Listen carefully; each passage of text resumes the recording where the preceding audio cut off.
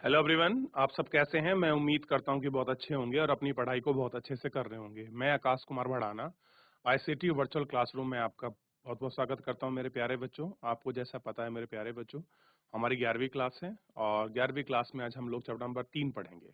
और chapter number 3 के अंतर्गत हम लोग समानता की बात करेंगे और इक्वलिटी क्या होती है। देखिए, जब मैं पहला चैप्टर आपको पढ़ा रहा था तो मैंने आपको स्वतंत्रता पढ़ाया, समानता पढ़ाया और गरिमा के साथ आपका जीवन जीने को पढ़ाया।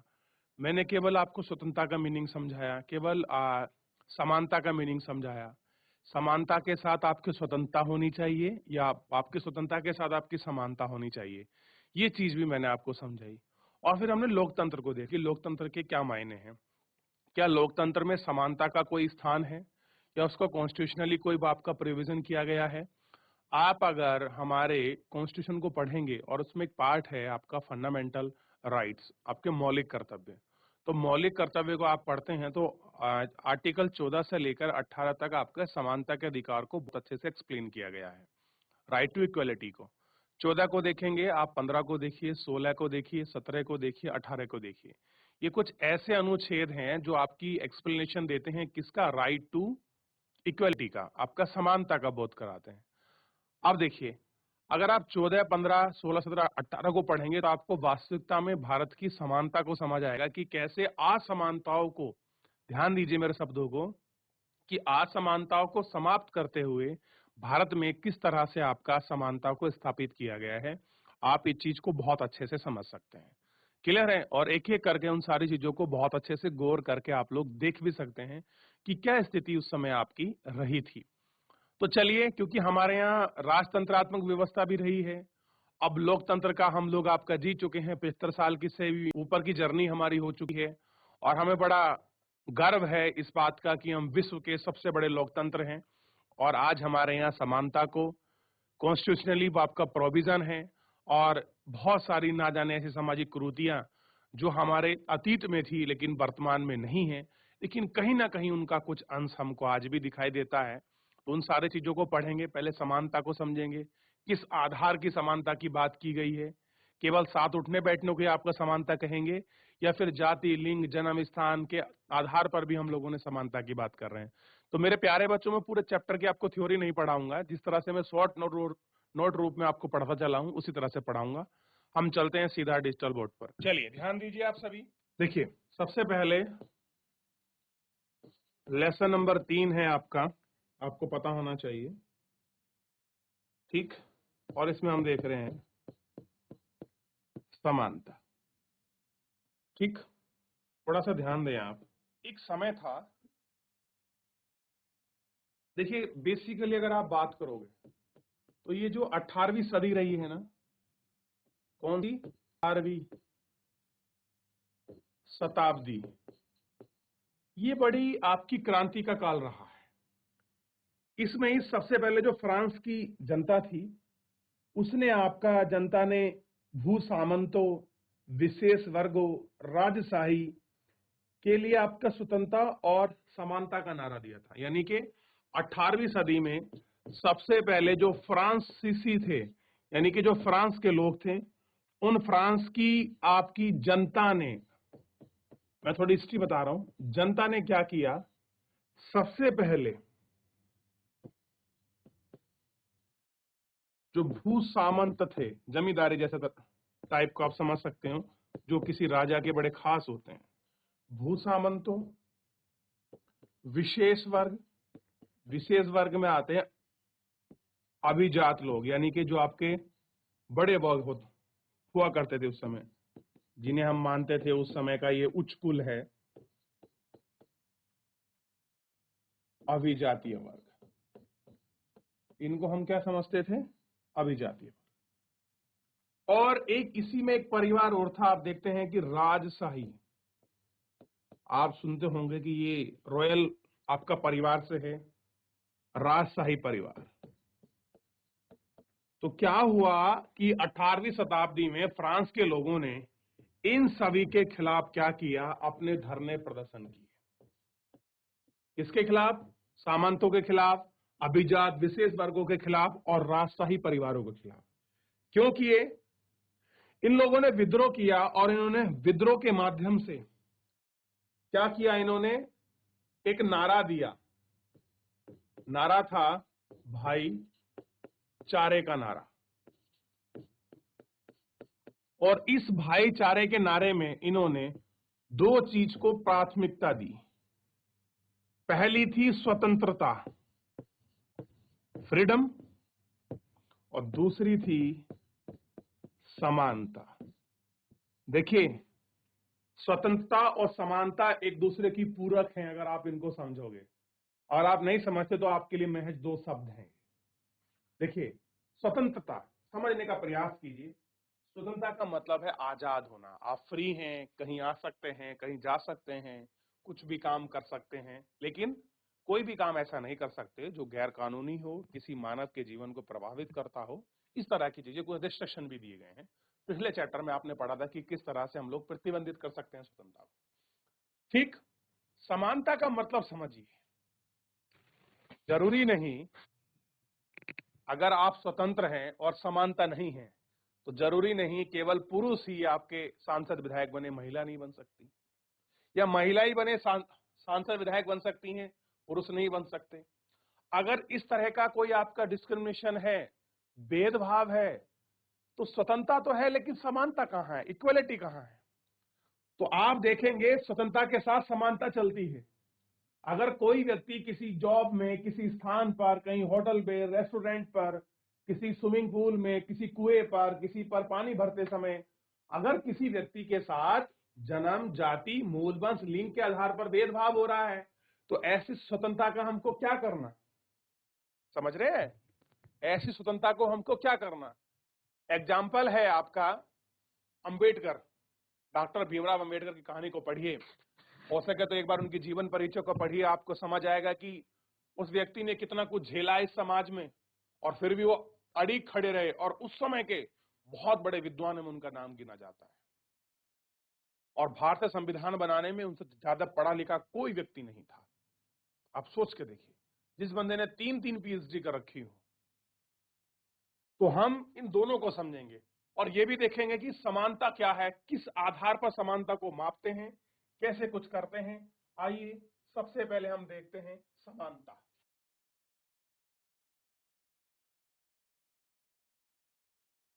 समानता को देखिए। समानता का बिल्कुल सीधा मतलब है सबको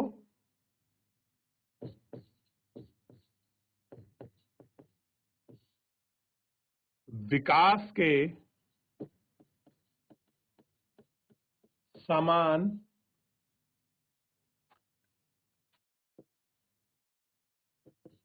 अवसर।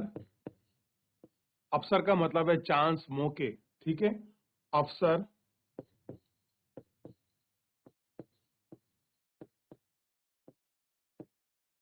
व्यक्तियों को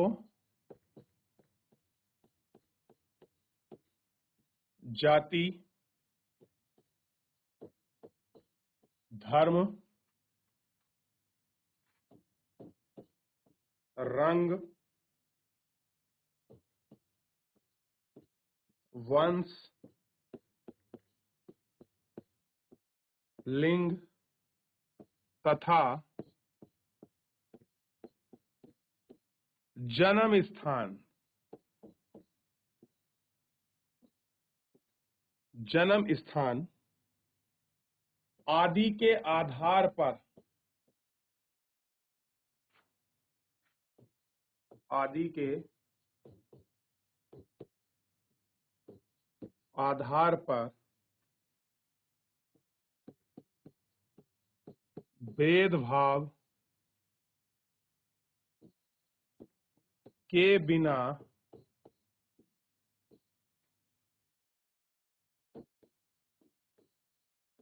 विकास के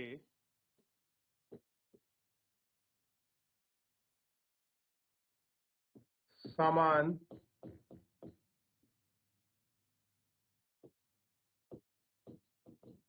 अवसरों की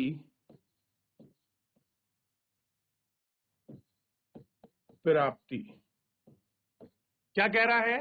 सबको विकास के समान अवसरों, व्यक्ति को किसी जाति, धर्म, रंग, वंश, लिंग तथा जन्म स्थान आदि के आधार पर भेदभाव किए बिना विकास के समान अवसरों की प्राप्ति। अगर किसी व्यक्ति को धर्म, जाति, लिंग, जन्म, मूल स्थान आदि के आधार पर कोई भेदभाव नहीं किया जाता, उसको समान अवसर, अवसर का मतलब है चांस, ऑप्शन मिलते हैं, तो हम कहेंगे ये समानता है। आप कहीं गए और आपको इस आधार पर नौकरी नहीं मिली कि आप उस राज्य से आते हैं, आपको इस आधार पर नौकरी नहीं दे रहे कि आप एक किसी जाति से आते हैं, आपको इस तरह इसलिए नहीं नौकरी दी जा रही कि आप एक किसी विशेष धर्म से आते हैं, या केवल इस तरह के लोगों को ही दी जाएगी जो केवल इसी धर्म का है, या केवल गोरे लोगों को नौकरी मिलेगी, काले को नहीं मिलेगी, ऐसा कहीं प्रोविजन नहीं है। अगर कोई इस तरह का भेदभाव करता है तो आज उसके खिलाफ कॉन्स्टिट्यूशनल आपका प्रोविजन है, संवैधानिक संरक्षण है, अधिकार आपके पास है, फंडामेंटल जो मैं बात कर रहा था मौलिक अधिकार की, वो भी इसमें आपका निहित है। फिर भी समानता के लिए मैं एक लिखा देता हूं कि समानता के लिए प्रॉपर अनुच्छेद हैं और इनका वर्णन आप लोग देखोगे तो 14 से 18 के बीच है। सारी समानताओं को इन्होंने बड़े अच्छे से एक्सप्लेन किया। ये आपकी बुक में नहीं है, ये मैं आपको बता रहा हूं व्यक्तिगत नॉलेज के लिए। ठीक, चलिए तो एक बार समानता को लिख लीजिए, अगर आपको परिभाषित करने के लिए आ जाए कि समानता क्या है, आपको पता होना चाहिए।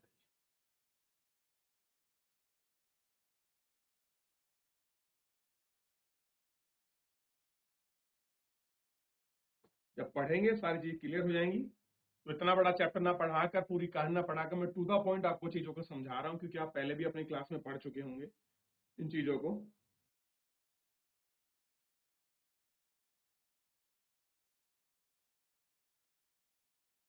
देख लिया, आगे बढ़े, चलिए आगे बढ़ते हैं, थोड़ा सा और देखते हैं, काफी बचा हुआ है इसमें। देखिए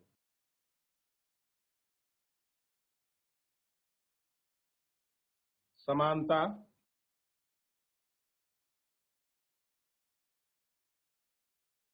मौलिक अधिकारों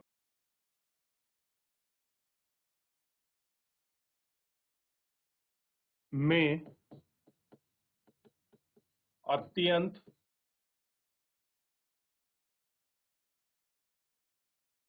महत्वपूर्ण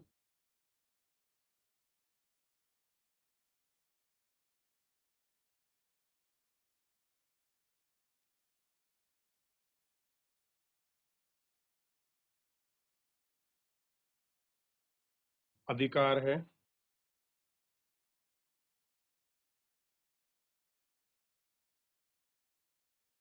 समानता का दावा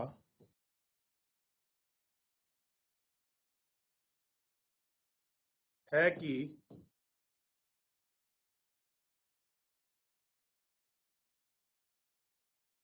समान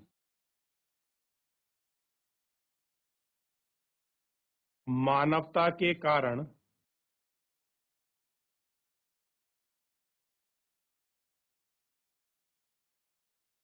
सभी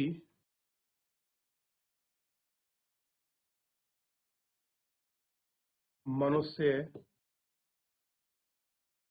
समान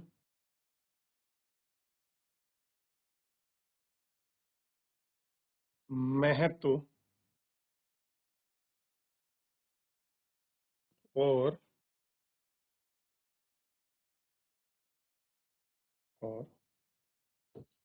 सम्मान के अधिकारी हैं। अधिकारी का मतलब होता है हकदार, अधिकारी हैं। और कह रहे हैं यही जो धारणा है, यही धारणा कैसी है, सार्वभौमिक है।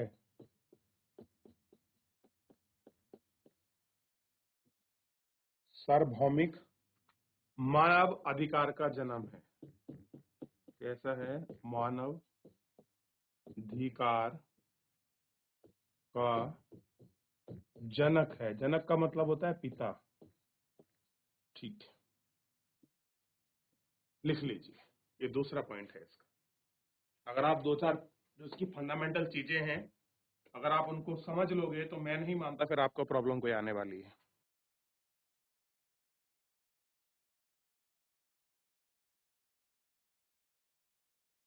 इसके बाद एक लाइन और लिखेंगे, एक पॉइंट और है, फिर हम समानता के और व्यापक रूप को पढ़ेंगे, ठीक है? और इसमें उसी व्यापक रूप को जानने का प्रयास भी करेंगे, ये सारी चीजें क्या हैं, किस तरह से हैं, ठीक है? चलिए, लिख लिया? देखिए, कुछ अपवाद स्वरूप देख लीजिए और थोड़ा सा पता भी होना चाहिए। दूसरे पेन से लिख रहा हूं मैं। देखिए, कह रहे हैं कि अनेक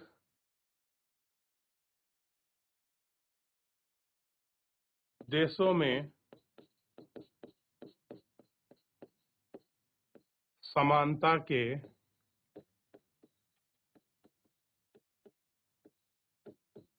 कानूनों के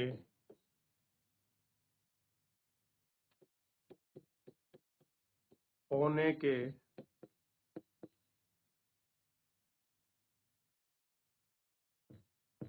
बावजूद भी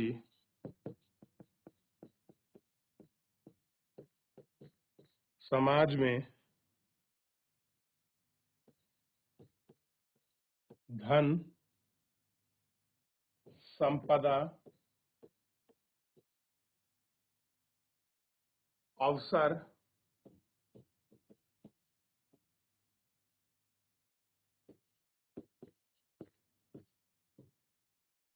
कार्य, स्थिति व शक्ति भार की भी भारी असामान्यता, या आप कह सकते हैं असमानता, दिखाई देती है। कह रहे हैं कि अगर हम लोग कह रहे हैं कि हमारा कॉन्स्टिट्यूशनली आपका प्रोविजन है हर चीज में, फिर भी लोगों में पैसा, संपत्ति, धन, संपत्ति, कार्य की स्थिति और शक्ति भार में डिफरेंसेस क्यों है? ये अपवाद जैसा है ना, अमीर गरीब मिलता है, ये सब क्यों है? अब हम आपके समानता के 3 आयामों को पढ़ेंगे, याद रहेगा?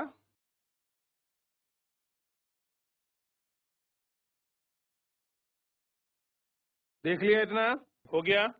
चलिए, तो अभी जितना पढ़ा है इसमें कुछ किसी को पूछना है, कुछ डाउट हो, कुछ क्वेरी हो, कोई चीज समझ नहीं आ रही हो?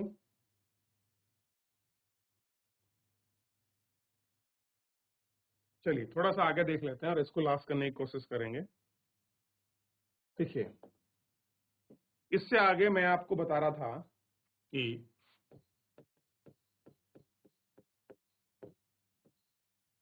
समानता के 3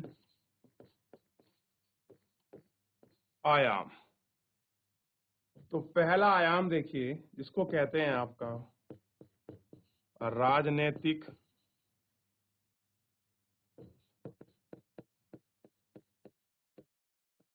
समानता। दूसरा देखिए, आर्थिक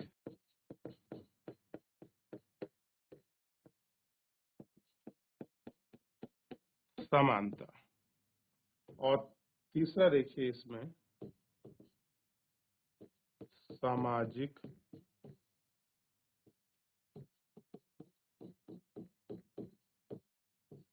समानता। तो बेसिकली हम 3 प्रकार की समानताओं के आयाम की बात करते हैं, राजनीतिक, आर्थिक और सामाजिक। तो हो सके तो आप इन तीनों पर गौर करिए, या किसी को बच्चों को पता है तो कम से कम मुझे बताइए कि आपकी नजर में समानता के तीनों आयाम क्या हैं। किसको आप राजनीतिक समानता कहते हैं, किसको आप आर्थिक समानता कहते हैं और किसको सामाजिक। देखिए, आपको राजनीति में सभी लोगों को समान अवसर प्राप्त हो, आप कह सकते हैं। देखिए, जनरल मैं आपको बता रहा हूँ, कोई आपके डेफिनेशन टाइप में नहीं है ये। तो उसको हम कहेंगे कि हाँ, ये राजनीतिक समानता है। आपको आर्थिक कार्य में, आपको व्यापार, वृद्धि, हर चीज कार्य करने में आपको समान राइट्स प्राप्त हों, तो वो आर्थिक समानता है। अब आपको हर चीज में फ्री है लेकिन आप ट्रेड नहीं कर सकते, आप व्यापार नहीं कर सकते, तो क्या ये समानता है? नहीं, ये आर्थिक समानता नहीं। आप समाज में उठ नहीं सकते, आप उस समाज में बाहर बैठ नहीं सकते, आप ये नहीं कर सकते, आप वो नहीं कर सकते। अगर इस प्रकार की कोई प्रॉब्लम है तो फिर आप सामाजिक समानता की कहां बात कर रहे हैं? फिर आप सामाजिक समानता में नहीं हैं। ठीक है, ये आपको ध्यान देना है और ये इसको गौर करके आपको देखना है। ठीक है, तो इन सभी को आप गौर करके बहुत अच्छे से देखिए, तो शायद आपको इक्वालिटी की जो तीनों आयाम हैं आपको स्पष्ट हो जाएंगे। चलिए, आज का लेक्चर हम लोग अपना यहाँ तक ही रखेंगे।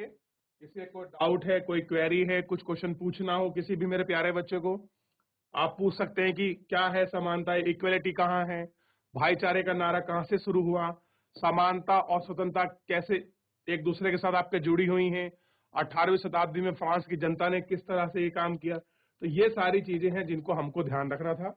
क्लियर है? चलिए देख लीजिए, गौर कर लीजिए, विचार कर लीजिए, कोई और क्वेरी हो पूछ लीजिए। तो मेरे प्यारे बच्चों, इस तरह से हमने आपका आज आपके समानता के जो आपके प्रारंभिक चरण हैं उसको समझने का प्रयास किया है कि हम किसको समानता माने। बाकी इससे आगे बची से चीजों को हम लोग नेक्स्ट लेक्चर में देख लेंगे, उनको कंटिन्यू करेंगे और अच्छे से पढ़ेंगे। फिलहाल आज के लिए इतना ही, धन्यवाद।